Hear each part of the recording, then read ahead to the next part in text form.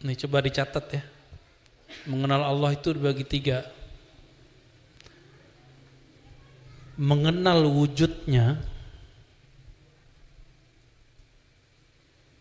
mengenal wujudnya. Yang kedua, mengenal nurnya. Yang ketiga, mengenal sirnya.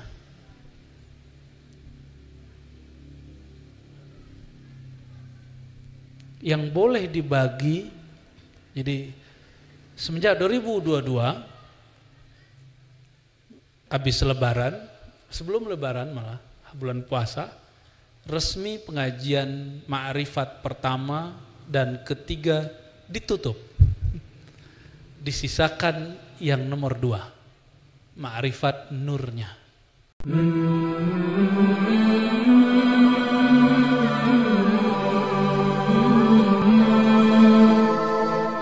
Kelompok Islam tapi beda dengan kita. Apa perbedaannya? Ada banyak. Dalam bab memahami sifat Allah ada beberapa perbedaan. Dalam memahami kemaksuman imam. Imam itu maksum atau tidak? Maksum terjaga dari dosa atau tidak? Dan yang kedua, yang ketiga bab takdir. Mereka dekat ke Mu'tazilah. Dan yang paling penting bab kemahdian. Sama-sama meyakini Imam Mahdi, sama-sama menunggu Sang Mahdi, Al-Mahdi Al-Muntazar. Ini perlu diluruskan, istilah Muntazar bukan hanya istilah Syiah. Itu juga ada di kalangan Ahlussunnah dan ketemu di kitab Ahlussunnah. Al-Mahdi Al-Muntazar. Ini kalau ada salah satu syekh di Al-Azhar yang mengatakan Muntazar itu istilah Syiah, beliau lagi cerita tentang kemunculan istilah, bukan berarti menggunakan istilah itu nggak boleh. Ya, sama-sama menunggu Al-Mahdi. Bedanya Al-Mahdi Syiah, Imam 12 yang mau keluar. Imam 12 menghilang di salah satu tempat di daerah Khurasan sana, dan itu menghilang, masih kecil, masuk gua hilang. Mereka lagi nunggu itu, ya Mahdi, ya Mahdi. Makanya ada lagu Ya Mahdi, itu lagu dari mereka teman-teman, bukan dari kita. Jadi nggak usah ikut-ikutan. Ya Mahdi, gitu ya Mahdi. Ya. Kalau kita dulu di Rotib Saman itu ada Ya Mahdi juga, ya Mahdi, ya Mahdali, itu ada. Ya. Ya. Marhaban Buya. Wah, mabtun? Enggak. Baik. Itu paling penting. Mengenai fikih kita dengan Syiah banyaklah titik temu daripada titik perbedaannya. Dan perbedaan fikih enggak ada. Itu bisa diperdebatkan, bisa didiskusikan, tapi perbedaan akidah ya kita cukup katakan nahnu nakhtalif. Kita berbeda tapi enggak perlu benci. Sepakat? Ya, kalau enggak antum ya benci sama Hamas dong. Saya enggak pernah benci sama Hamas. Cuma saya mengatakan saya berbeda pergerakan dengan Hamas. Ya. Saya enggak nunggu pergerakan itu, tapi nunggu pergerakan yang sifatnya lebih umum. Tapi kita cinta dengan orang Palestina, mau dia Hamas, mau dia Fatah.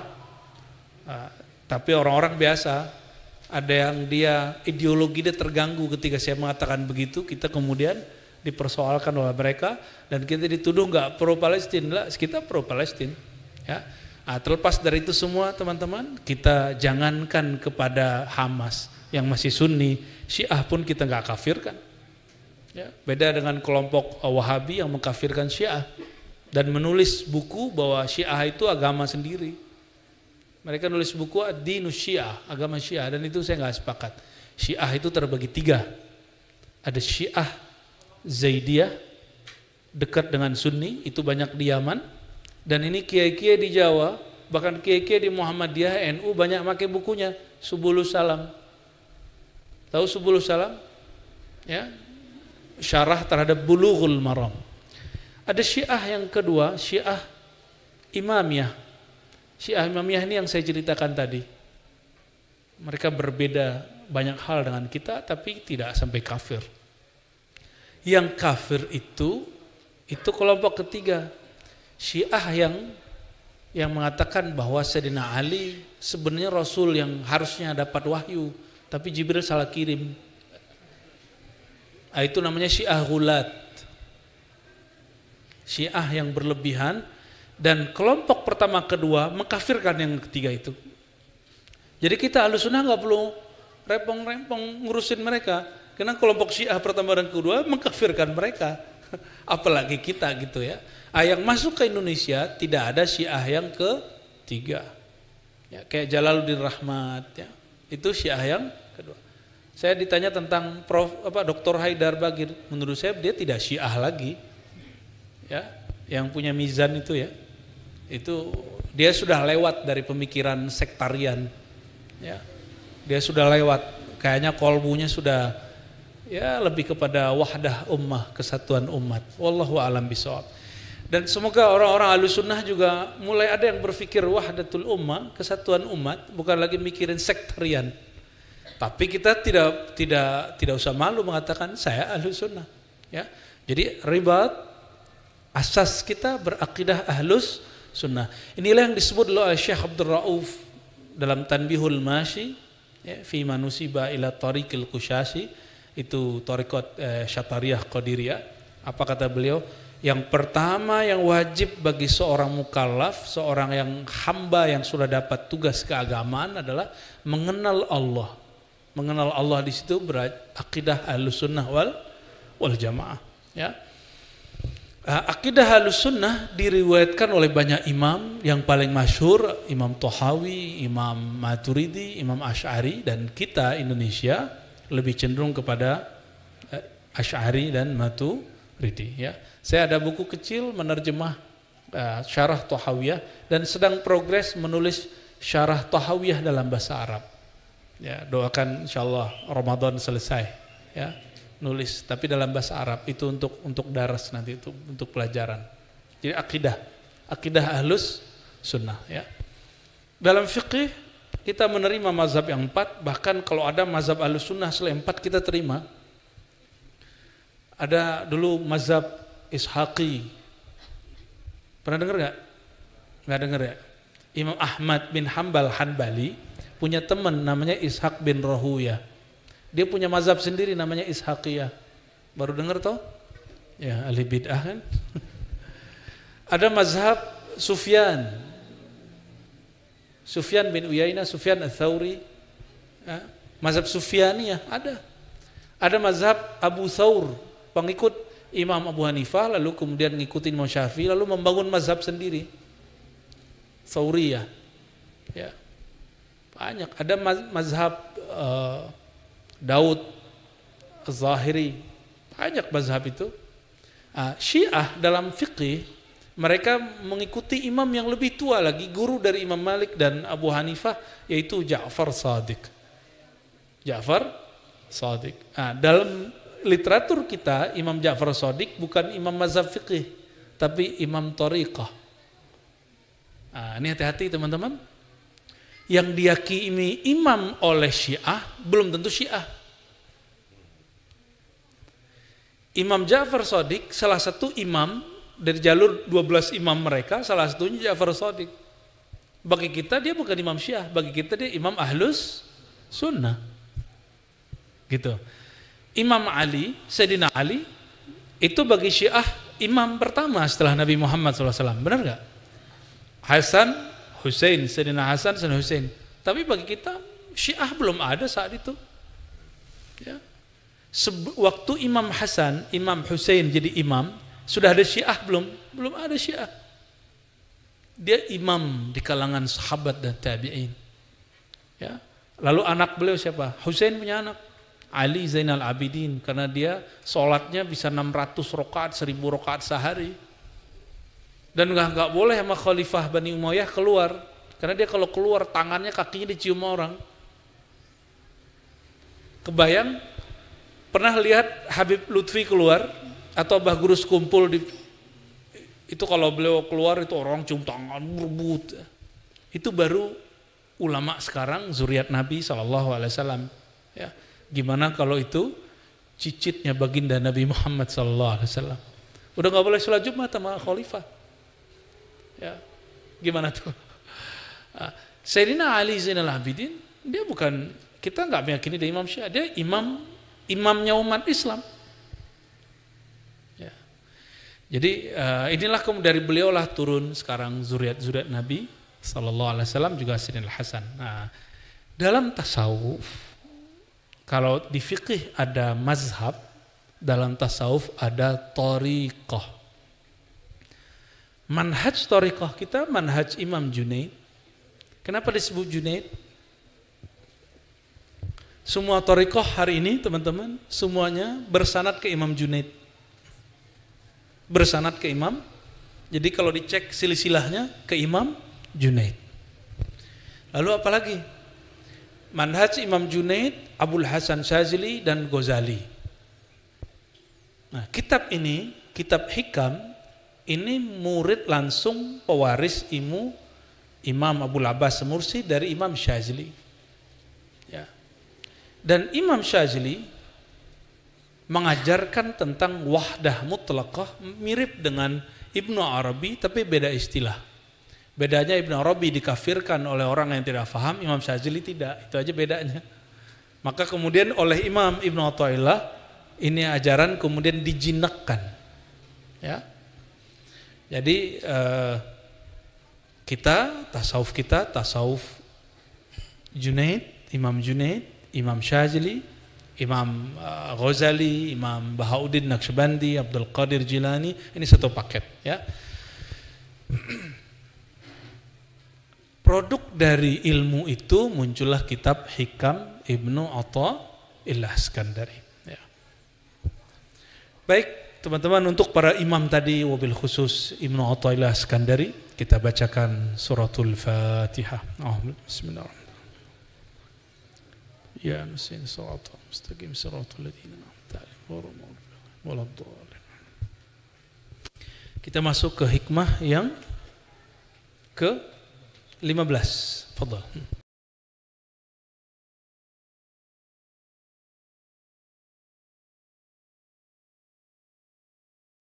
Jadi mengenal Allah itu dibagi 3. Nih coba dicatat ya. Mengenal Allah itu dibagi 3. Mengenal wujudnya, mengenal wujudnya. Yang kedua mengenal nurnya. Yang ketiga mengenal sirnya.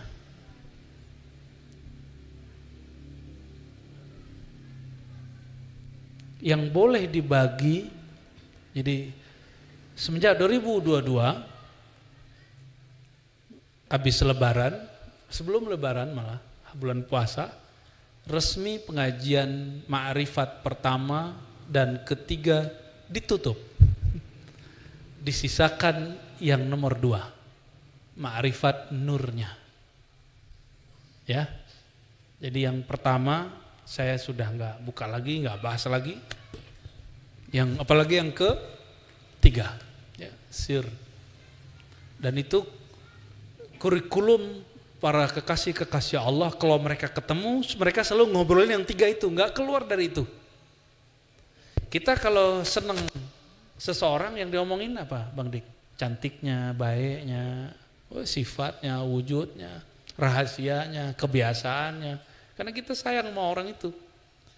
Nah, kalau kita cinta kepada Allah, maka orang yang cinta kepada Allah itu yang dibicarain ya 3 itu aja tuh. Wujudnya, wujud itu kaitannya dengan zat. Nur itu kaitannya dengan sifat-sifat. Dan yang terakhir itu ma'rifat, gabungan dari beberapa ma'rifat sir yang ada di dalam ruh kita. Nah, dia punya suatu library yang disebut sir. Nah, sir itu punya, kalau di library, di perpustakaan ada rak-rak gitu ya. Ini rak ma'rifatul zat, ma'rifatul sifat apa. Jadi obrolannya itu semua. Namun karena pandemi sudah berakhir, ilmu itu ditutup dulu sementara. Ya. Karena setiap kali saya mau bicara itu juga nggak bisa bicara tiba-tiba kali aja kemana gitu. Jadi hati itu nggak mau, dia nggak ridho.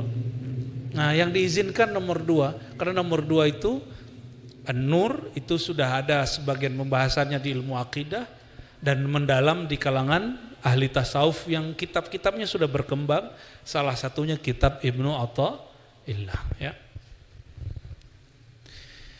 Apa kata Imam Athaillah? Mimma yadulluka, di antara yang menunjukkan, dalil yang menunjukkan engkau terhadap wujud kehebatan Allah, wujudi qahrihi ta'ala.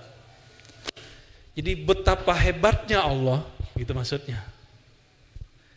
Engkau terhalang menyadari wujudnya dengan sesuatu yang wujud yang menghalangi itu tidak ada di sisi Allah.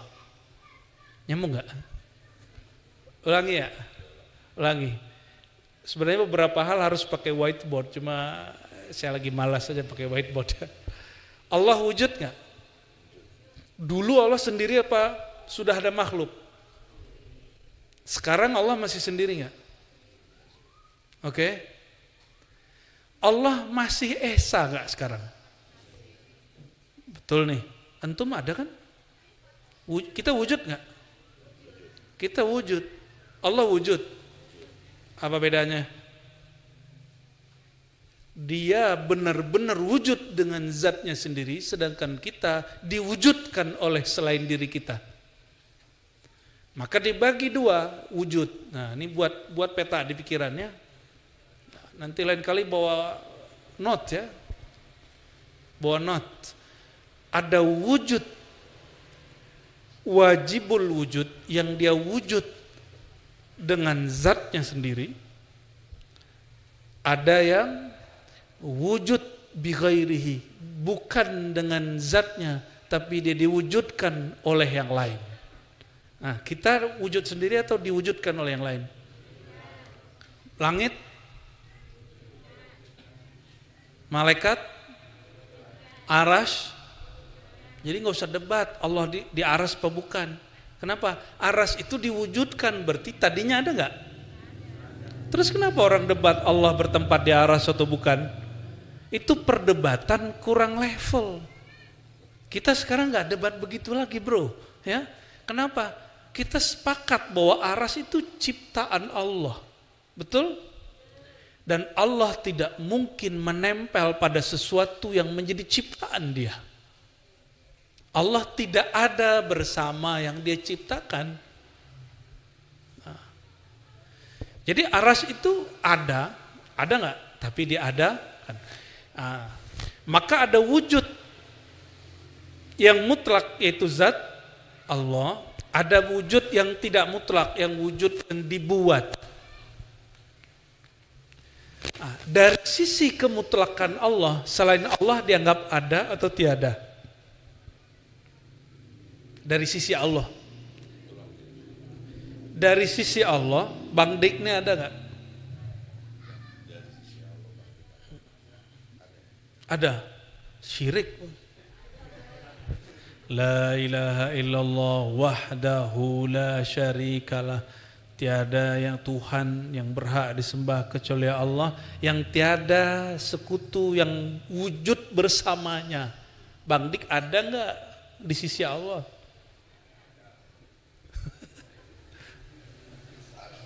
Salah. Gimana?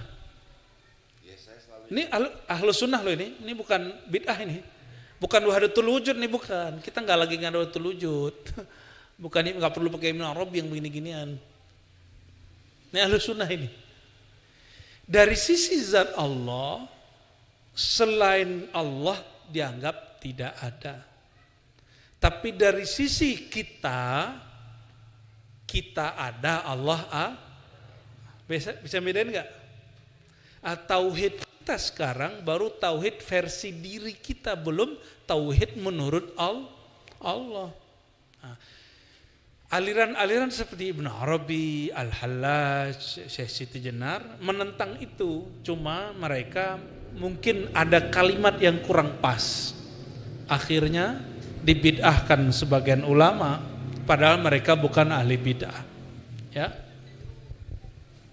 Saya sedih sekali ketika ada beberapa ulama baik di Indonesia ataupun jiran mengatakan Ibnu Arabi itu Syiah. Ada lagi yang memfatwakan Ibnu Arabi itu sesat. Itu saya sedih sekali. Kenapa? Ulama kok jahil? Ulama kan artinya orang berilmu. Paham gak maksudnya? Ulama orang berilmu gak? Kalau dia berilmu banyak baca kitab. Kalau dia punya baca kitab berilmu, dia punya sanad. Indonesia ulamanya banyak ngaji ke Timur Tengah. Di Mekah itu ada namanya Sayyid Muhammad Alawi Al-Maliki. Sering dengar? Ya, yang di Rusaifah. Sayyid Maliki ini, Sayyid Muhammad Al-Maliki, kalau nulis silsilah Sunan At-Tirmizi, kitab hadis keempat dalam kajian Ahlus Sunnah, itu silsilah sanadnya melalui Imam Ibnu Arabi. Gimana? Sesat nggak Sayyid Muhammad Alawi? Dan yang saya sedih, kok ada sebagian orang yang ngaku murid Sayyid Muhammad Alawi menyesatkan Imam Ibnu Arabi. Itu udah jahilun murakkabun itu, udah jahil, udah nggak ngerti dia dirinya jahil. Dia harus insaf itu. Kenapa? Sama saja dia mengatakan guru dia sesat karena bersanad kepada imam yang sesat. Jangan sampai ada begitu di kita, ya. Menganggap seorang tokoh sesat padahal silsilah ilmunya dari situ. Di Indonesia ada namanya Syekh Ihsan Jampes Kediri. Pernah dengar? Ihsan Jampes, baru dengar? Baru dengar. Mu'alaf juga dirimu nih. Syekh Ihsan Jampes ini itu gurunya Syekh Yasin Al-Fadani di Mekah. Itulah yang membawa silsilah Imam Ibn Arabi ke tanah Jawa, ke Nusantara ini. Maka jika disebut Ahlus Sunnah, salah satunya lewat jalur beliau. Ya, jadi teman-teman, kadang-kadang orang memfatwakan sesuatu yang tidak faham, berjamaah lagi ya. Nah, ini harus sudah revisi. Fatwa itu tidak suci, jika salah harus kita tentang. Ya, jika salah mesti kita kritisi. Siap nggak mengkritisi fatwa yang salah? Harus ya. Nanti kita tunjukin ada fatwa aneh-aneh itu. Dari zaman ke zaman loh. Ya. Baik teman, balik ke sini. Balik ke sini. Di antara kedahsyatan Allah, kehebatan Allah, Allah menirai, menghalangi kolbumu, pemahamanmu untuk memahami wujudnya dengan apa? Dengan sesuatu yang wujud itu tidak ada bersamanya. Nyambung gak? Mulai nyambung. Mulai hancur nih otaknya nih. Bahasanya itu, pilihan bahasanya keren.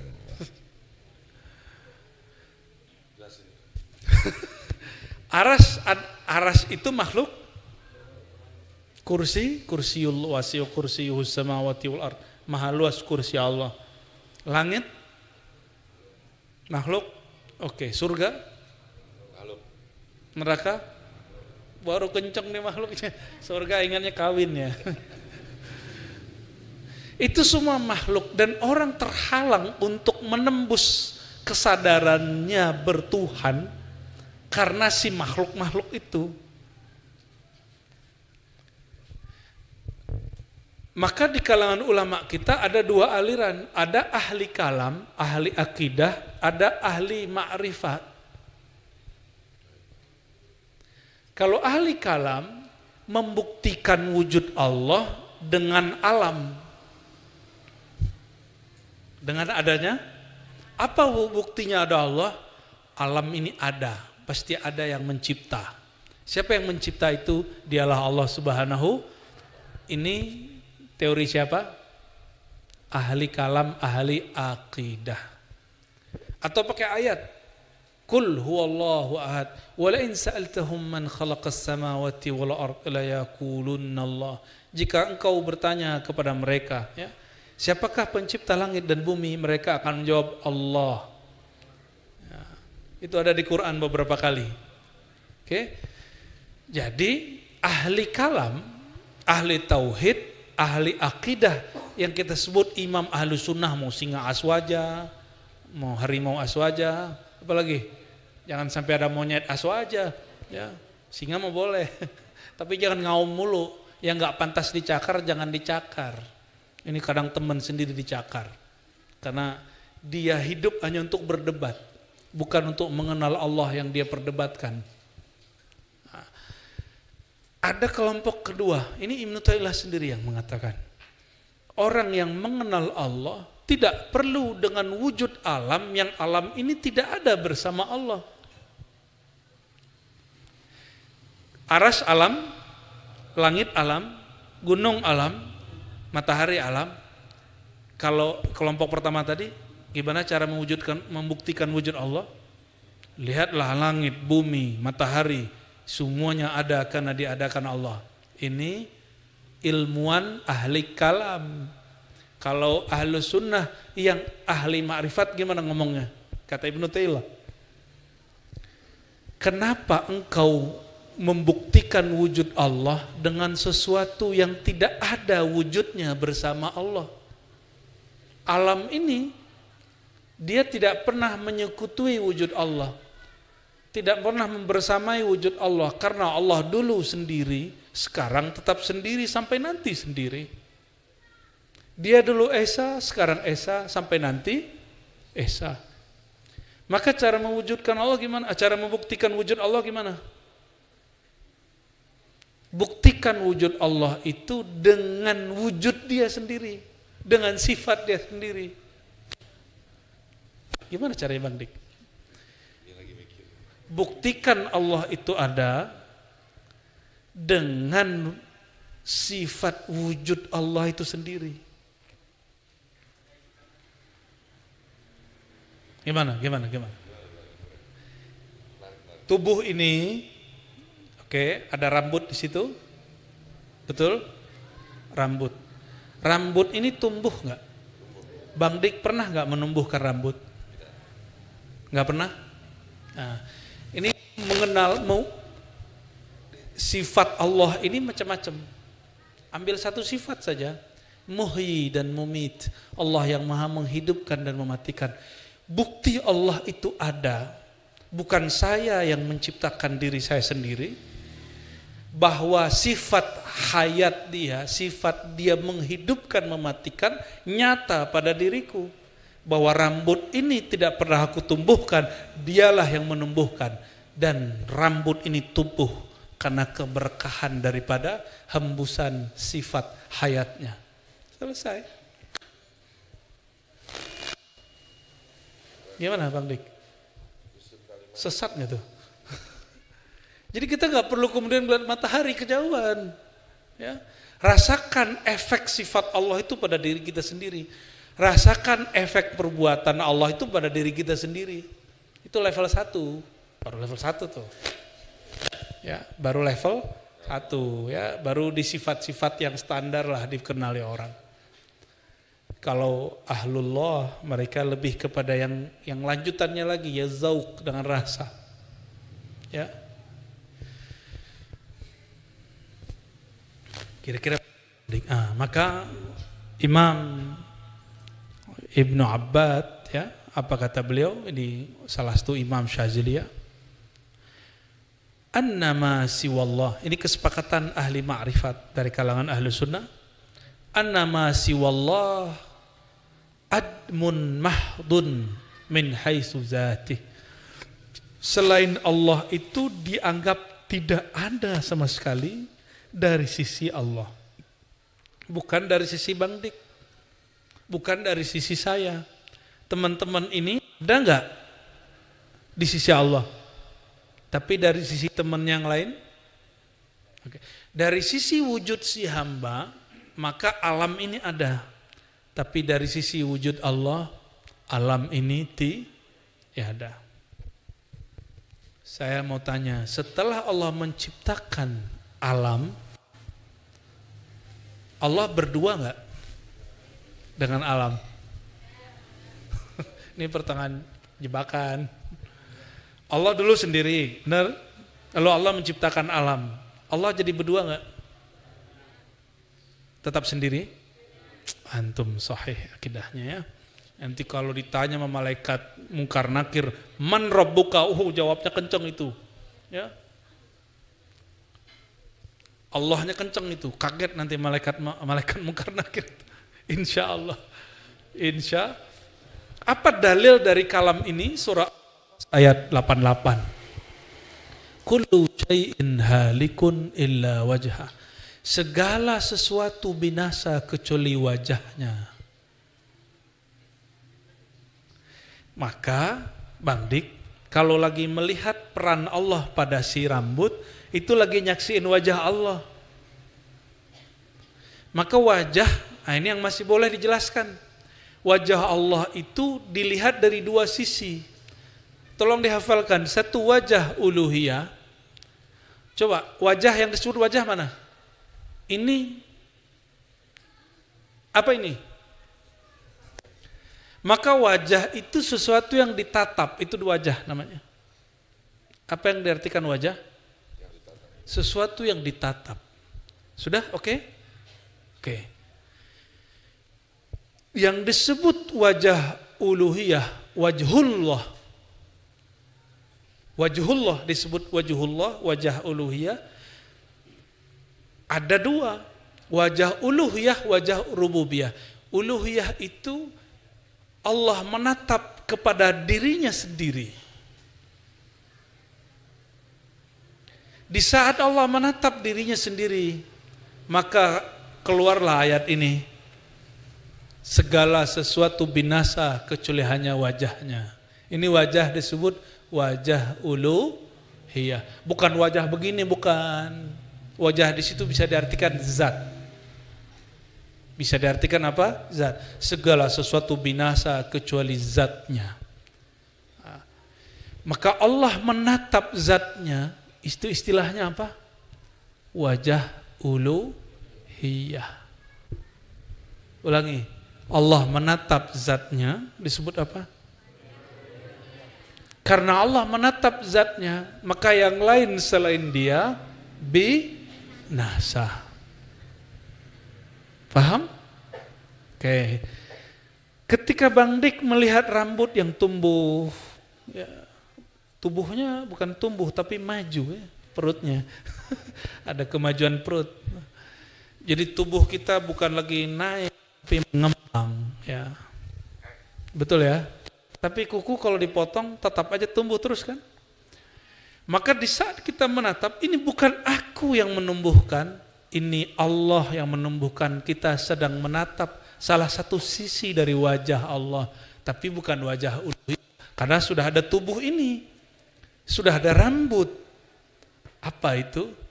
Wajah, sifat dan perbuatannya, yaitu Al-Muhyi wal-Mumit, yang maha menghidupkan, yang maha mematikan. Jadi yang disaksikan tetap Allah.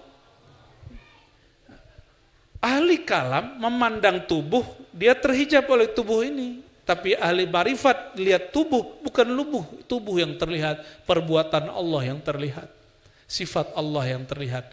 Yang dipandang sama, tapi cara pandang berbeda. Sama-sama ngeliatin Bang Dik.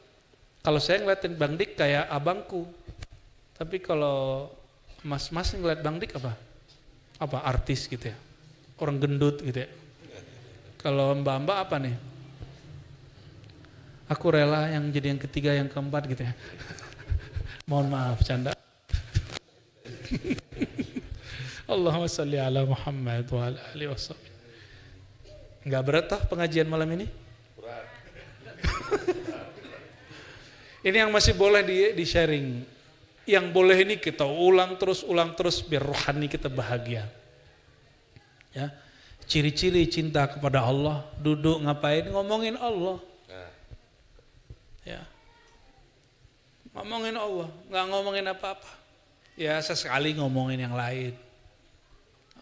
Ahlullah itu kemana aja dia duduk dia ngomongin Allah. Ya. Atau ngomongin kekasih Allah, ngomongin pewaris ilmu kekasih Allah. Maka doakan nanti teman-teman ribat sebagian ya besok perjalanan 100 hari ayahanda saya dan sekaligus ziarah ke silsilah Thariqat Naqsyabandiyah di Sumatera ya, Sumatera Barat khususnya. Doakan kami lancar-lancar aja. Amin. Karena di sana sini tentu ada saja kendala pastinya. Karena orang-orang Sumatera Barat khususnya belum terbiasa dengan tradisi ziarah. Gak kayak orang Jawa, orang Banten, orang Sunda itu dengan ziarah itu udah biasa. Seneng kalau mbahnya, gurunya diziarahi. Kalau ini malah enggak, kita ziarahin malah dihalangin kadang sama anaknya, keturunannya. Itu kita juga bingung. Loh kita mau menziarahi ulama kita yang merupakan kakek dia, ya mungkin atuk dia, tapi dia malah kemudian menghalang, kita juga heran ya. Tapi nggak ada masalah, ya nggak ada masalah bagi saya. Ini bagian dari perjuangan. Ya doain teman-teman kita besok lancar semua, amin ya rabbal alamin. Nah, jadi kalau kekasih Allah apa yang dia ceritakan? Menceritakan Allah. Kalau kekasih duit yang diceritain duit, gimana cari duit. Kalau kekasih manusia yang diceritakan ya si manusia itu. Begitulah terus. Nah, ahlullah kekasih Allah, dia melihat manusia lihat duit itu bukan si manusia dan si duitnya. Kalau ahlullah melihat duit yang dilihat adalah sifat Allah Maha memberi rezeki dan membuat kekaya. Jadi mereka kalau sudah begitu boleh kaya. Kalau enggak boleh kaya dulu, zuhud dulu. Ya. Baik. Saya tanya lagi sebelum kita pindah bab. Allah dulu sendiri? Setelah menciptakan alam, Allah menjadi sendiri atau menjadi dua? Betul nih? Serius nih? Ya, benar. Ya. Maka hubungan kita dengan Allah itu ada dua. Ini yang kita ulang, mungkin saya ngulangnya udah puluhan kali. Surat Sad ayat 27, surat Sad 72 ya. Surah Al-Hijr ayat 27 ya. Bahwa Allah itu hubungannya dengan kita dua. Aku menciptakan manusia dari tanah, lalu setelah sempurna si tanah itu wadahnya, aku hembuskan rohku, yaitu Ruhullah Ahmad. Maka untuk mendekat kepada Allah ada dua jalur, satu penciptaan, satu hembusan. Penciptaan itu jalurnya menjalankan syariat. Sedangkan hembusan Allah, hembusan Ruhullah itu dengan makrifat. Gitu ya. Emang malam ini agak sedikit berat ini. Jadi kita kalau ke Allah gimana cara hubungannya? Satu, hubungan hamba yang dicipta dengan pencipta, hubungannya menjalankan apa? Syariat. Tapi jangan berhenti di situ. Berhenti di situ ibadah terasa beban. Cuma kalau antum nggak mau naik ke yang kedua nggak apa-apa, kita nggak maksa juga. Tapi jangan ingkari ilmu ma'rifat, cukup uskut. Tadri, kalau nggak paham diam, jangan ingkar supaya tidak diharamkan Allah mendapatkan rahasia ini. Gitu. Yang kedua, ma'rifat. Jadi yang pertama bersyariat, yang kedua berma'rifat. Oleh karena itu hamba yang disebut al-insan al-kamil, dia mesti bersyariat, dia mesti berma'rifat. Kalau kurang ma'rifatnya, berarti dia menyembah, tidak tahu yang dia sembah kecuali hanya sebatas zat yang nyuruh-nyuruh, yang ngancem dengan neraka, yang ngasih iming-iming dengan surga. Itu hubungan penciptaan. Jadi kalau nyembah Allah itu hubungannya cuma hubungan penciptaan, ibadah antum nanti jadi hambar. Tapi kalau menyembah Allah dengan ma'rifat, muncullah cinta. Muncullah rasa cinta. Itu bedanya ya. Nah, kita dua paket ma'rifat ini kita ajarkan. Dua paket jalan ini, jalan yang pertama, jalan yang kedua, dua-duanya diribat insya Allah diajarkan. Kita nggak satu-satu ya. Insya Allah. Ada sebuah hadis di Sahih Bukhari, Nabi mendendangkan syair yang didendangkan orang. Ini Nabi ini suka juga dengan syair. Ada seorang penyair namanya Labid.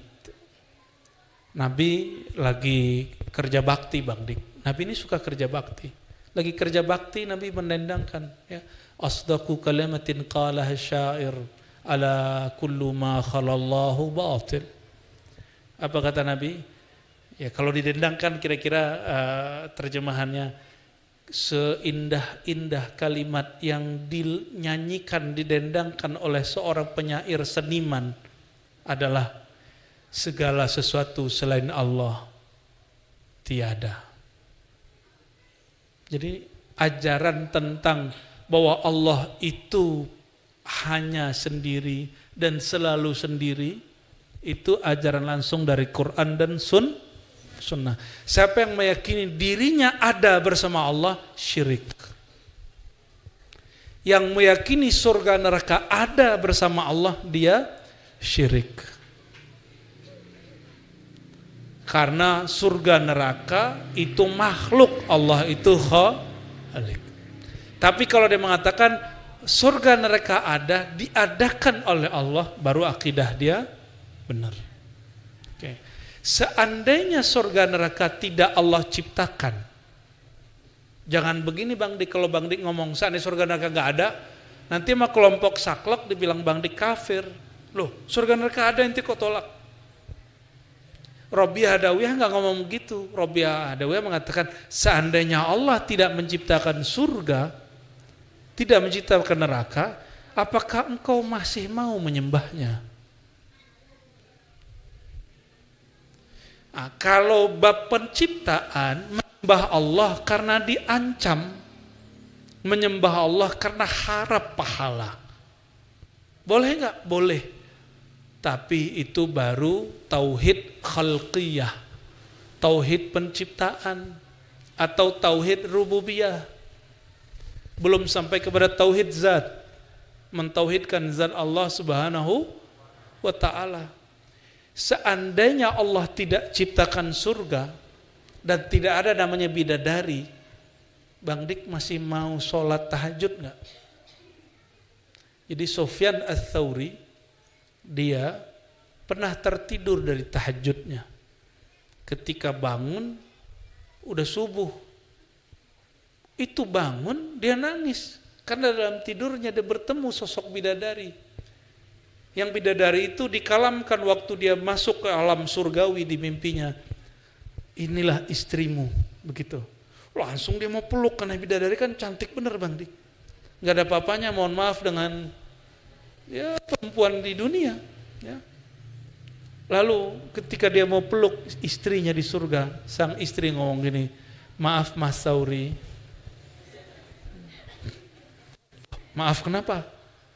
Maharmu ketinggalan. Loh, maharnya apa? Biasanya engkau kirim mahar malam ini, yaitu tahajud, tapi engkau tertidur.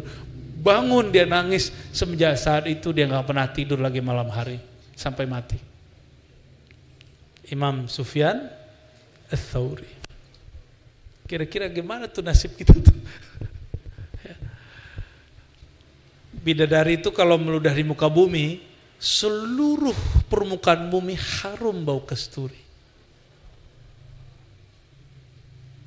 Kalau Bang Dik ngeluarin air ludah, bau jigong Bang Dik. Beda sama bidadari. Tapi bidadari itu nggak pernah sholat. Sedangkan istri Bang Dik sholat. Pilih mana Bang Dik? Istri atau bidadari? Istri di dunia atau bidadari? Pilih loh dua-duanya, tamak ente. Bidadari nggak pernah sholat dan nggak pernah haid. Istri Bang Dik haid kan, tapi dia sholat. Gimana tuh? Pilih mana? Pilih salah satu. Ini disiarin nggak nih? Jawab dong. Ya kan untuk menemukan bidadari yang cantiknya, tidak terbasuh air wudhu itu, bagaimana sikapku di dunia ini menyintai istriku dengan baik-baiknya gitu. Alhamdulillah. Semoga didengar istrinya ya. Kan salah lagi. Salah pula. Taib. Jadi teman-teman semua gak usah terlalu nafsu dengan surga. Masuk surga itu gak pakai nafsu, tapi pakai rahmat Allah. Benar toh dalilnya sahih gak nih? Kamu gak masuk surga dengan amalmu, karena kamu pasti nafsu dengan amalmu. Ya. Masuk surga itu dengan rahmat Allah. Rahmat Allah itu jeroannya Nabi Muhammad SAW. Batinnya Nabi Muhammad itu rahmatullah. Benar gak? Jadi ketika beliau mengatakan, tidaklah kamu masuk surga kecuali dengan rahmat Allah. Lalu orang bertanya, engkau begitu juga wahai baginda? Kata beliau, iya, kecuali Allah meleburkan aku dalam rahmatnya. Ini yang nanya belum aware juga ini. Padahal maksudnya, akulah sang rahmat itu. Jadi kalau diterjemah gimana? Tidaklah kamu masuk surga dengan amalmu, kamu masuk surga semuanya dengan syafaatku. Karena nabi-nabi terdahulu nggak boleh memasukkan umatnya masuk surga kalau nabi nggak izin. Hatta Nabi Adam nggak boleh masuk surga lagi kalau Nabi Muhammad SAW nggak izin. Itu yang disebut birahmatih. Sahabat terhijab dengan zahirnya tubuh Nabi Sayyidina Muhammad bin Abdullah. Padahal beliaulah yang disebut di Quran, wa ma arsalnaka illa rahmatan lil alamin. Kami tidak utus engkau kecuali engkau hakikatnya adalah rahmat. Maka hakikatur Rasul sallallahu alaihi wasallam rahmatullah. Tidak perlu mendirikan khilafah karena Nabi tidak pernah mendirikan khilafah. Ya. Jadi kalau ada yang mengatakan Nabi Muhammad SAW tidak pernah mewujudkan, tidak mampu mewujudkan rahmat kecuali dengan khilafah, itu kesesatan akidah. Kesesatan akidah. Kenapa? Nabi belum lahir sebagai Muhammad bin Abdullah sudah rahmat. Dan Nabi secara ilmu sejarah tidak pernah buat khilafah. Yang buat khilafah para sahabat. Karena khilafah artinya kekuasaan penerus pengganti kekuasaan Nabi Muhammad Sallallahu Alaihi Wasallam yang berdasarkan syariat. Nabi Muhammad sumber syariat, maka Nabi yang dibuat negara kenabian, bukan negara khilafah. Khilafah sahabat yang buat. Jadi tolong diluruskan ya, sang rahmat itu adalah baginda Nabi Muhammad Sallallahu Alaihi Wasallam. Ini penting sekali teman-teman ya. Beliau mengatakan, kuntu awalan nabiyyin fil khalq. Akulah nabi pertama di kalangan makhluk. Maka dalam ajaran Ahlus Sunnah yang diyakini oleh para ahli ma'rifat, makhluk pertama itu Sayyidina Muhammad sallallahu alaihi wasallam, nurnya. Nur itulah isinya rahmat. Nur itu isinya rahmat. Ya, maka orang yang mendapatkan percikan rahmatnya Sayyidina Muhammad SAW, pasti dia punya adab membicarakan Nabi Muhammad SAW. Dan betapa banyak hari ini orang membicarakan beliau tidak beradab ya. Nauzubillah min dalik. Saya mau tanya Bang Dik, dari sisi Allah, selain Allah tiada, tapi dari sisi makhluk, ada wujud makhluk, ada wujud Allah. Oke. Lalu ada ayat la tudrikuhul absar, surah An-An'am. Dia tidak dapat dicapai oleh pandangan, benar? Tapi dia meliputi semua pandangan. Terus gimana dengan Nabi Muhammad SAW di malam Mi'raj? Katanya memandang Allah.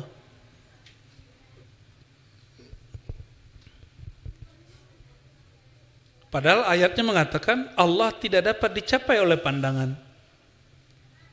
Gimana? Nyambunginnya gimana? Ayo, konek ya? Nyambung? Surah Al-An'am menyebut Allah tidak dapat dicapai oleh pandangan. Tapi di hadis Isra Mi'raj, malam Mi'raj, Nabi SAW kata Ibnu Abbas, riwayat Imam Muslim, melihat Allah. Nanti kita di surga juga akan melihat Allah. Akidah Syiah yang cenderung ke Mu'tazilah dan Mu'tazilah semua dan Qadariyah mengatakan mau dulu Nabi Muhammad SAW ataupun nanti di surga itu selama-lamanya tidak dapat melihat Allah. Itu akidah mereka. Sedangkan akidah Ahlussunnah Allah itu ada atau bukan? Kullu mautin sahha ayyura. Ini kalam Imam Asy'ari. Segala yang wujud bisa dapat dilihat. Tapi bukan oleh mata pandangan-pandangan ini. Jadi ketika ini sahabat Nabi beda pendapat loh Bapak Ibu, ya. Saudara-saudaraku, jangankan kita, antara Sayyidah Aisyah dengan Ibnu Abbas beda pandangan. Kata Sayyidah Aisyah hanya melihat cahaya. Kata Ibnu Abbas enggak, melihat Allah. Nah, gimana caranya untuk mengatasi itu? Ternyata ada satu hadis qudsi di Sahih Bukhari. Hadis Sahih Bukhari. Ya, ini salah satu hadis yang menjadi pilar dalam ilmu ma'rifatullah. Apa itu? Allah berkalam, ya, la yazalu abdi yataqarrabu ilayya bid nawafil. Hambaku senantiasalah mendekatkan diri kepadaku dengan amal-amal tambahan, ma'rifat tambahan. Hatta uhibbahu, sehingga aku cinta kepadanya. Fa idza ahbabtuhu, jika aku telah mencintainya, aku gantilah pendengaran dia menjadi pendengaranku, pandangan dia menjadi pandanganku. Ya. Waduh, baca hadis qudsi ada lampu yang jatuh. Untung bukan jatuh hati. Coba ulangi hadisnya. Apabila aku mencintai sang hamba, aku ubah pendengarannya menjadi pendengaranku, pandangan dia menjadi pandanganku. Oleh Imam Hakim Tirmizi, beliau punya sanad sendiri kepada Rasulullah, ditambahin fuadnya berfikir, bertafakur itu dengan fuadku, kalamnya berkalam dengan kalamku. Apa maksudnya? Oh, ternyata babnya bab cinta. Allah kalau jatuh cinta kepada hamba, maka hambanya disebut Habib, Al-Habib. Yang bergerak Al-Habib secara mutlak hanya Sayyidina Muhammad SAW. Habib-Habib hari ini cuma dapat berkah darah sang Al-Habib. Maka Al-Habib hari ini secara batiniah belum tentu Habib, mohon maaf para Habib.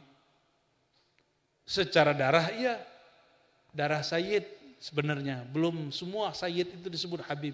Habib itu makom baginda Nabi Muhammad SAW. Makom apa? Makom ditukarnya sifat kemanusiaan dia dengan sifat nur rububiyahnya Allah. Sehingga dia memandang bukan lagi dengan pandangan dia, tapi Allah lah yang memandang saat itu. Kenapa? Jika telah nyata Allah pada seseorang, dia tidak lagi memandang dengan matanya. Tapi Allah lenyapkan mata dia, Allah lenyapkan pandang dia. Yang memandang saat itu hanya Allah. Di saat itu baru kita faham. Nabi Muhammad SAW itu kekasih Allah bukan? Beliaulah al-fani fi hubbillah. Zat sosok yang fana, lenyap, lebur dalam cinta Allah. Maka beliau memandang bukan lagi dengan basar Muhammad bin Abdullah, tapi dengan Muhammad Habibullah. Kalau dengan pandangan Sayyidina Muhammad Habibullah, pandangannya adalah pandangan Allah. pendengarannya adalah pendengaran Allah. Tapi ini disebut sisi rububiyah. Nur rububiyahnya Allah terbit pada diri Sayyidina Muhammad SAW. Di saat itulah Allah izinkan sang Habib memandang kekasihnya. Ya, selamat pusing. Ya. Nah, maka kalau nggak percaya ya mengenai pandang memandang wujud ini, silakan buka syarah Ibnu Abbad. Ini syarah kitab Ahlus Sunnah dalam tasawuf. Karena banyak hari ini yang ngaku-ngaku ingin membersihkan tasawuf dari ajaran yang sesat. Ternyata di kitab begini yang basic aja nggak baca. Ini kitab basic. Kitab yang tinggi-tinggi ada lagi di atas ini. Dan ini mengajarkan tentang ru'yat, mengajarkan tentang wujud mutlak. Ya, standar.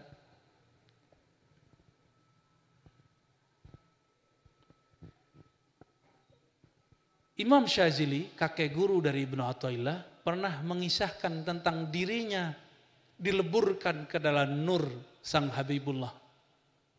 Jadi yang boleh memandang Allah kan cuma kekasih, yaitu Sayyidina Muhammad SAW. Maka at-tariq al-wahid fi ru'yatillah al-fana fi hubbi habibillah. Jadi satu-satunya jalan untuk memandang Allah, mengenal Allah hanyalah lebur dalam mencintai sang kekasih Allah. Maka nanti kita dipinjamkan basornya, dipinjamkan samanya. Baru diizinkan memandang. Sayyidina Abul Hasan Syazili, karena manhaj tasawufnya Ahlus Sunnah, termasuk Jatman, Jami'ah, Thariqah, Mutabarah, katanya ikut Imam Syazili. Imam Syazili mengatakan apa? Aku pernah dianugerahi ru'yatullah. Ngiling itu. Ada di sini dengan lafaz yang lebih vulgar lagi ya. Kalau di kitab At-Tanbih Syarah Hikam Thailah ada di halaman 220. Ya. Qawiya alaih syuhud marrah. Penyaksian terhadap Allah begitu kuat rasanya pada diriku. Lalu aku bermohon fasa'altuhu ayastura dzalika anni. Lalu aku bermohon, ya Allah, tutuplah musyahadah memandang ini daripada engkau. Enggak usah. Faqila li, tapi tiba ada yang membisikkan. Kalau engkau meminta kalamnya Musa, ruhnya Isa, pilihannya Sayyidina Muhammad, itu baru bermasalah. Tapi mintalah ayyuqawwiyaka, untuk menguatkan engkau dalam cinta kepadanya. Baru sanggup memandang Allah Subhanahu wa ta'ala. Maka saya boleh buat satu kaedah. Ya. Kesiapanmu ya, ista'daduka li ru'yatihi, kesiapanmu untuk memandangnya bergantung kepada isti'daduka li mahabbati habibihi atau li hubbi habibihi. Sejauh mana engkau mencintainya, sejauh itulah hakmu memandang Allah. Jadi nanti di akhirat kan ada salah satu surga memandang. Surga itu ada surga syahwat, kawin sama 72 bidadari. Mau gak? Jomblo-jomblo? Mau ente? Satu aja belum ya. Kuat gak tuh 70 ntar? Ini 70 loh, belum lagi dayang-dayangnya itu. Itu 72 itu ratu semua. Ya. Tapi Allah yang menciptakan bidadari itu lebih indah. Maka ketika ahli surga sudah jenuh dengan nikmat surga, mereka bertanya, siapakah yang punya surga ini? Maka diizinkanlah sebagian mereka yang sudah bermakrifat waktu di dunia untuk bertemu Allah waktu petang dan sore, petang dan pagi. Diizinkan. Di saat mereka memandang, nah itu syaratnya tadi, itu memandangnya bersama baginda Nabi Muhammad. Mesti lebur dulu dia ada makrifat Nabi Muhammad SAW. Oleh karena itu teman-teman, kullu haqiqatin batil. Semua ilmu hakikat batil illa haqiqah al-haqiqah al-Muhammadiyah. Kecuali ilmu hakikat yang mengajarkan pintu hakikat melalui Sayyidina Muhammad SAW. Jadi kalau ada orang bilang, nggak ada, langsung saja kepada Allah, itu makrifat syaitan. Itu marifat syaitan. Semoga kalau ada yang sudah terlanjur begitu dia surut. Dicek lagi apa yang salah di catatan dia dulu waktu ngaji marifat kepada gurunya. Gak ada Muhammad katanya, Muhammad dalam diri kita. Itu suul adab itu. Ya. Walaupun betul nur Sayyidina Muhammad mengalir dalam diri kita, tapi kita bukan Muhammad. Sang Muhammad secara fisik Allah wafatkan beberapa abad lalu. Ya, secara nur tidak berhenti, tapi kita bukan Muhammad. Sang Muhammad kekasih Allah, kita belum pantas menjadi kekasih Allah. Ya. Nah, maka harus beradab kepada beliau, ya, Sayyidina Muhammad sallallahu alaihi wasallam. Maka kita mengusahakan setiap kali menyebut nama beliau kita sebut Sayyidina, Maulana, ya. Kalau orang belajar ma'rifat setan enggak. Bukan Muhammad yang di Madinah itu. Gitu maksudnya. Pakai ayat lagi, laqad ja'akum rasulun min anfusikum, surat Taubah. Sungguh telah datang kepada kamu rasul dari dalam diri kamu. Jadi ada rasul dalam dirimu, bro. Kata siapa? Ini hati-hati, ini marifatnya bisa melenceng nih. Ya. Kita tidak mengatakan orang ini sesat mutlak, tapi hati-hati, ini penafsiran berbahaya. Ini penafsiran berbahaya. Baik teman-teman semua. Oke. Tafadhal. Masya Allah ya. Pemirsa channel dari Majelis Ribat ini mengenal wajah Allah, mengenal dirinya, ternyata ini persoalan bagaimana kesungguhan kita beribadah lalu Allah jatuh cinta kepada kita, pandangan kita menjadi pandangannya, pendengarannya menjadi pendengarannya, pendengaran kita menjadi pendengarannya, baru diizinkan itu yang namanya melihat wajah Allah. Dan ibadah tertinggi adalah marifat. Marifat itu ilmu yang lebih tinggi dan lebih tinggi lagi memperdalam kedalaman di mana Allah bersinggasana menyembunyikan ridhonya. Ini ada pertanyaan, tolong Buya Udomi.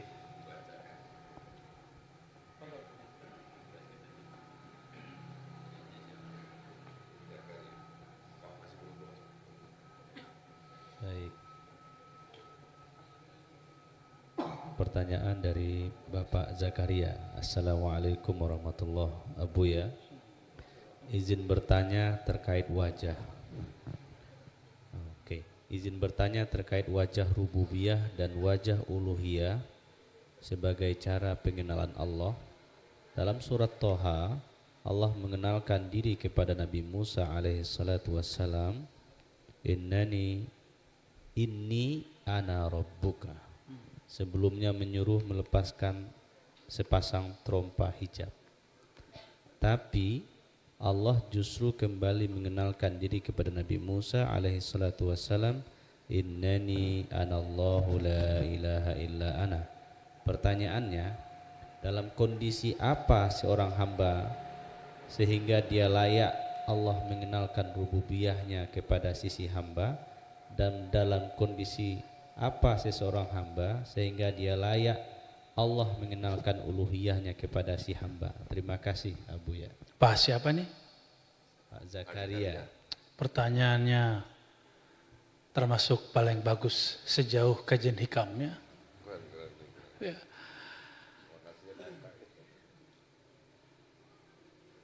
Jadi di surat Thaha Allah memanggil Sayyidina Musa dan memperkenalkan dirinya 2 kali. Rububiyah dan uluhiyah yang tadi dalilnya itu. Pertama kali Allah berkata kepada Sayyidina Musa, hai Musa, lepaskan na'alaik, terompahmu, sandalmu. Kalau ahli tafsir memahami sandal aja, terompah aja, kasut kata orang Malaysia. Tapi kalau kita buka tafsir-tafsir Imam Qushairi, Imam Najmuddin Al-Kubra, Imam Ibnu Ajibah dan lain-lain, itu penerjemahannya bukan sandal.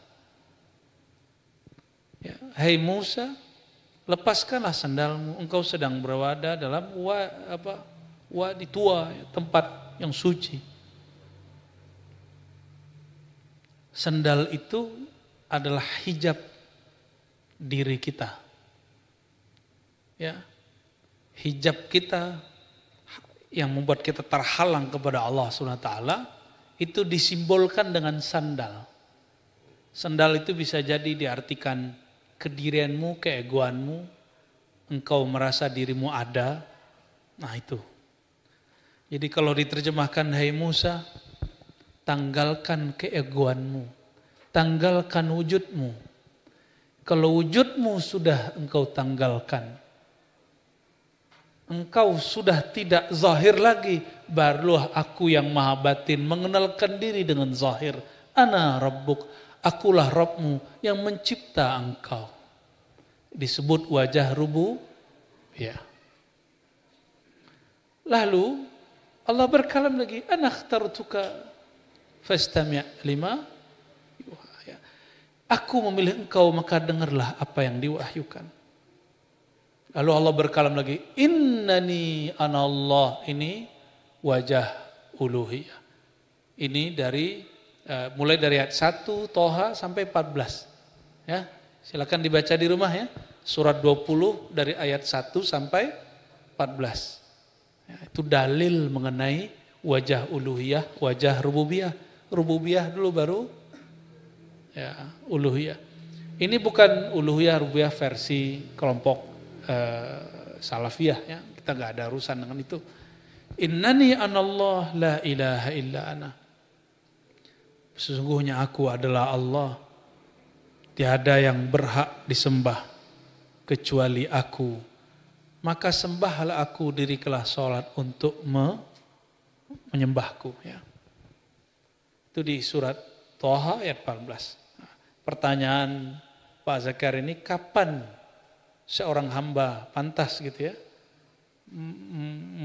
dikenalkan oleh Allah dengan rububiyah dan uluhiyah? Jawabannya, apabila dia menanggalkan keegoannya, keakuannya. Saat itulah seorang hamba diizinkan untuk merasakan itu. Dan pengalaman ini tidak hanya untuk para nabi, Bang Dik. Jadi ketika Allah mengenalkan dirinya, ana rabbuka lu innani anallah, itu kan 2 kali. Itu juga terjadi pada para imam. Pada Syekh Abu Yazid Al-Bustami, Imam Junaid, Imam An-Nuri, Imam Syekh Abdul Qadir Jilani, yang lebih zahir dalam kitab Fathur Rabbani belum menceritakan itu. Apa kata Syekh Abdul Qadir Jilani? Aku mengalami dalam khalwatku, Allah mengenalkan dirinya kepadaku, hai hambaku, akulah Rabbmu. Alami. Itu ternyata sudah pernah dikatakan oleh Imam Ghazali sebelum Syekh Abdul Qadir. Dalam kitab Kimia Usa'adah beliau mengatakan, pengalaman ini, keistimewaan ini tidak khusus untuk para nabi dan wali-wali besar terdahulu. Maka sampai akhir zaman, hamba-hamba terpilih akan mendapatkan musyahadah wajah rububiyah dan uluhiyah. Ya, akan diizinkan menatap keindahan wajah uluhiyah dan rububiyahnya sampai kiamat. Kita kan mohon maaf, kita ini saya pengagum para imam dan saya mengikuti torikot-torikot mereka, tapi saya tidak mau fanatis seperti sebagian orang. Wah itu mah imam, kita mah enggak begitu.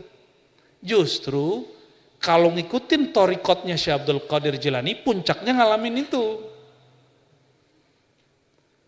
Kalau masih zikir angka-angka, Syekh Abdul Qadir udah ninggalin itu. Beliau tetap zikir biasa, tapi udah nggak fokus dengan angka-angka 1.000, 5.000, 70.000. Ya, itu riyadhah nafsiyah.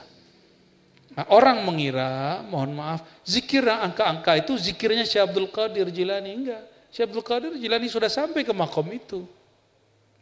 Maka Abu Yazid sebelum Syekh Abdul Qadir mengatakan, engkau berzikir tanda dirimu lalai. Engkau berzikir tanda dirimu lalai. Karena ruh itu seharusnya dia tidak pernah lalai. Jika engkau mengatakan saya berzikir, saya sholat, saya riyadhah, berarti dirimu sedang pemalas. Dirimu ada ego. Maka engkau merasa dirimu berzikir. Engkau merasa dirimu lah yang sholat. Engkau merasa dirimu yang tahajud. Allah itu kalau kita enggak ingat dia, dirinya berkurang enggak? Kehebatannya berkurang enggak? Ya. Maka zikir tertinggi itu ketika kita sampai, kata Imam Al-Harawi, ketika engkau sampai kepada kesadaran, fazkuruni azkurukum, ingat aku ingat kamu. Kita sadar bahwa kita berzikir itu karena Allah sedang menggerakkan diri kita berzikir. Apa namanya? Zikir rububiyah.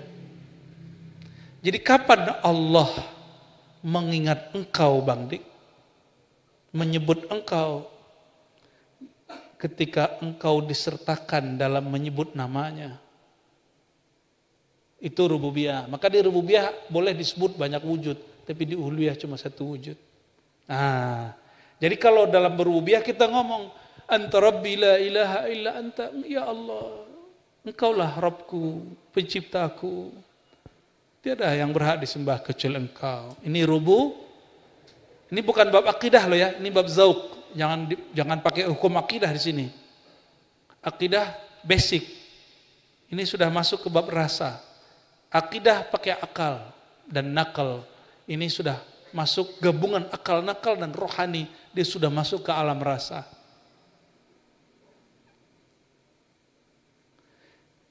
Ketika seorang kekasih Allah, dia tidak tahan dengan rasa cinta itu dan dia larut dalam cinta memandang uluhiyah zat Allah, maka dia nggak mandang dirinya lagi, kan selain Allah tiada. Di sisi Allah, si hamba mengatakan dia nggak lihat dirinya. Dia waktu itu memandang wajah uluhiyah, dia bukan memandang wajah rubu. Semoga masih ingat, semua masih ingat. Kalau seorang hamba memandang wajah rububiyah, dia mengatakan, aku hambamu, engkau Tuhanku, aku ciptaanmu, engkaulah penciptaku. Tapi kalau memandang wajah zatullah, uluhiyah, nggak ada lagi kita, nggak ada hamba.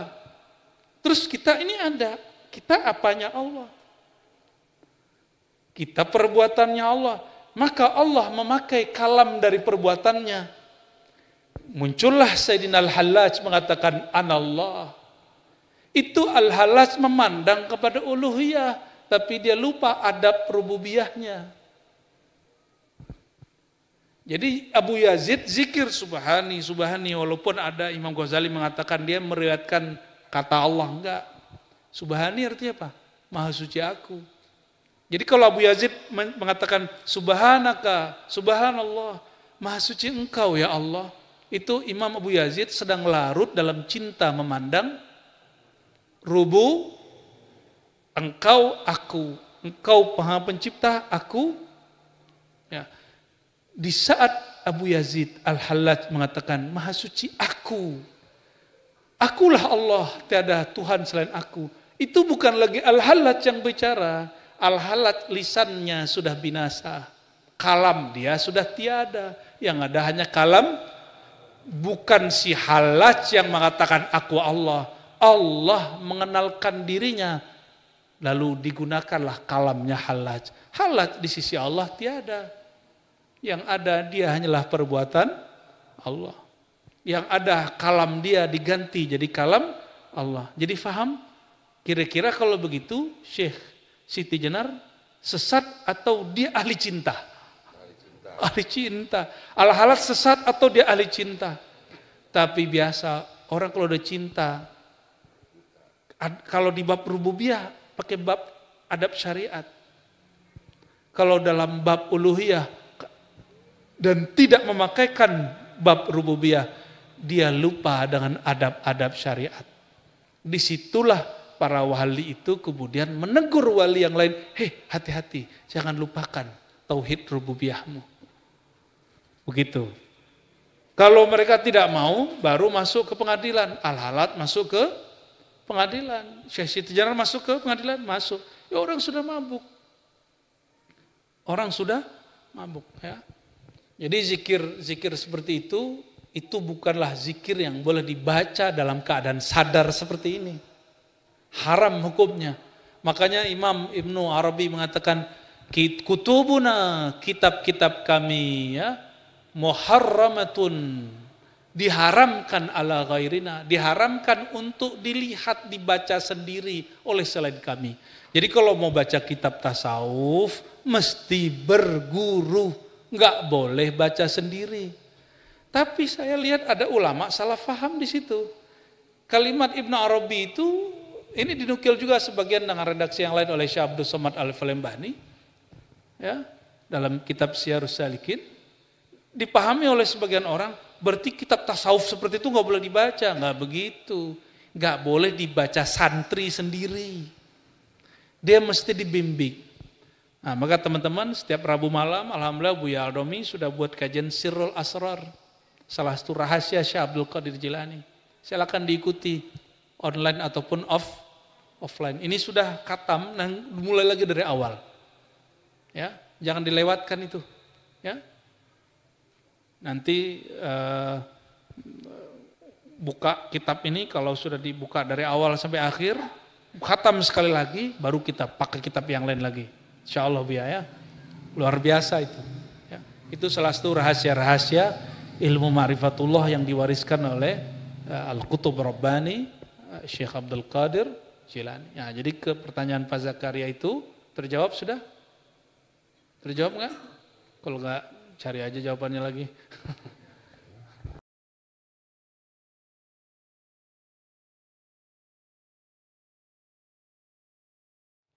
Sedangkan Allah memperkenalkan diri kepada ruh itu alam batin. Duluan batin daripada zahir. Ya. Jadi seharusnya pertanyaan itu tidak ada ya. Karena mengetahui itu salah dan benarnya tidak ngaruh. Gak apa-apa juga kalau salah gitu. Seandainya orang mengatakan duluan aras, gak ngaruh juga. Ya, gak ngaruh juga. Tapi yang tepat itu alam ruh ya. Alamul arwah.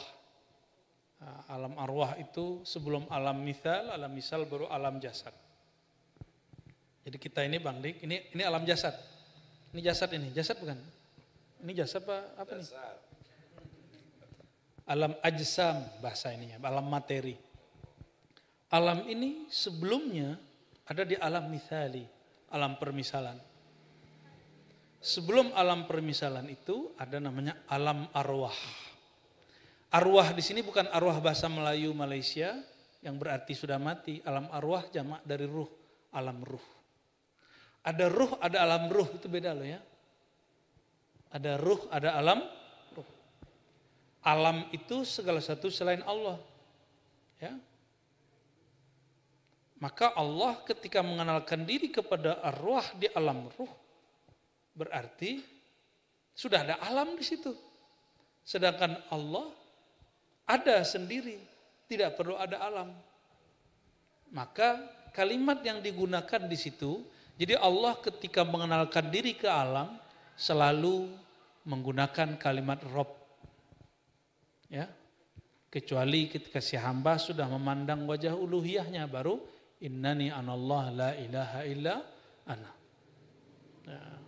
Maka di situ kalimatnya apa? Alastu bi rabbikum, bukankah aku Rabbmu?